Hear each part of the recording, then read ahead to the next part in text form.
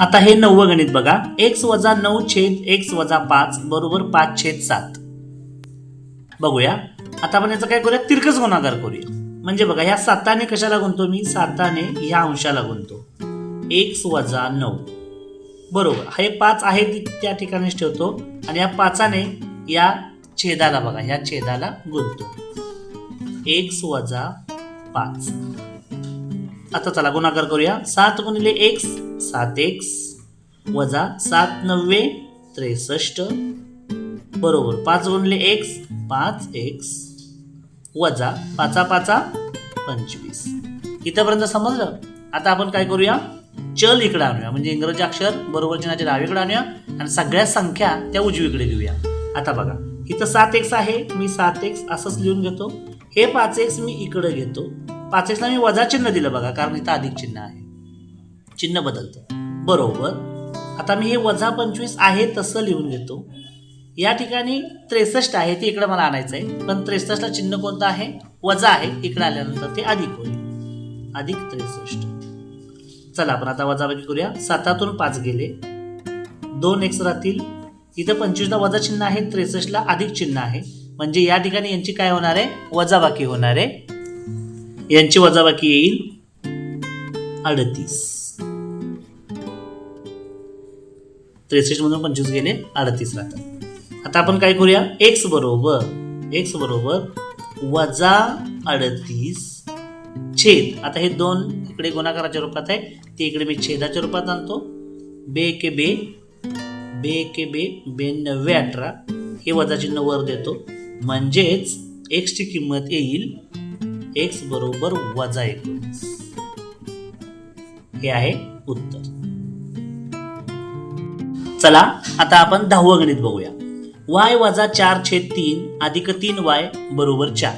y -4/3 plus 3y is equal to 4. आता आपण काय करूया, या गणितामध्ये हे 3y आहे, याच्या छेदात 1 असतो, हे लक्षात ठेवा.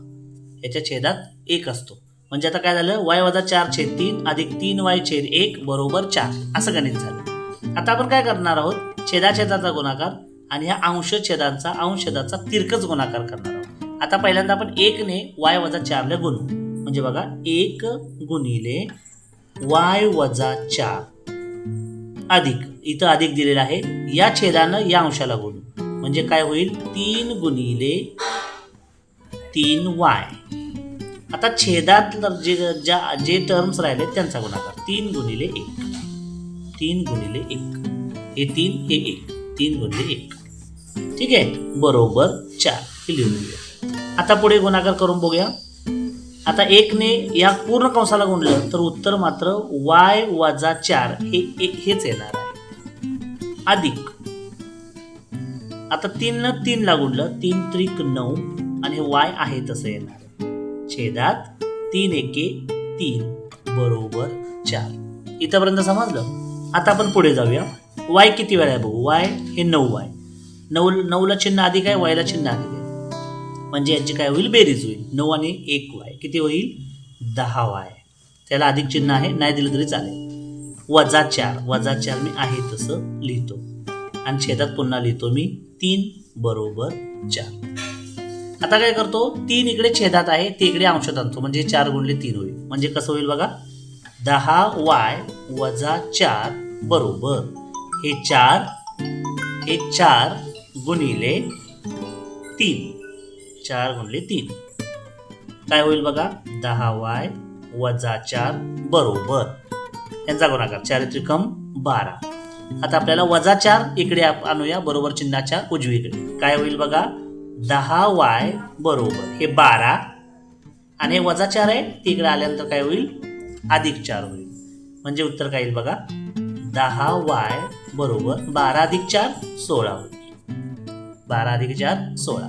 आता आपल्याला y ची किंमत काढायची आहे, मग y बरोबर हे 16 तसंच ठेवणार आहोत आपण, आणि हे जे 10 गुणाकाराच्या रूपात आहे ते इकडे आल्यानंतर छेदाच्या रूपात, म्हणजे छेदात येईल 10.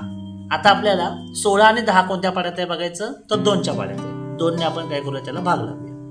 बे 8 16 आणि बे पंचे 10 म्हणजेच y बरोबर किंमत येईल 8/5.